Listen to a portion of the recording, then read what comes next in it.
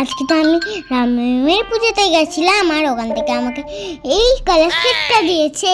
আমার একটা আছে কিন্তু আমি আরেকটা পেয়েছি, দুটো কি মজা।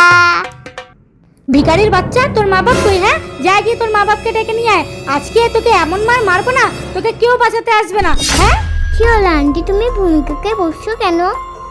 আর বলিস না মিষ্টি, এই ভিখারির বাচ্চাটা কি করেছে দেখ। এই দেখ, কদিন আগে আমার এই রং করা দেয়ালটাকে কিভাবে নষ্ট করেছে দেখ। বাহ, কি সুন্দর হয়েছে ম্যাঙ্গোটা।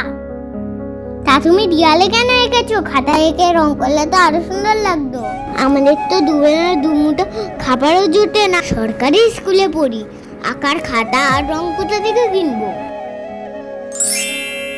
এই নাও, তুমি আমার কালার শিটটা নিয়ে নাও, আমার একটা আছে।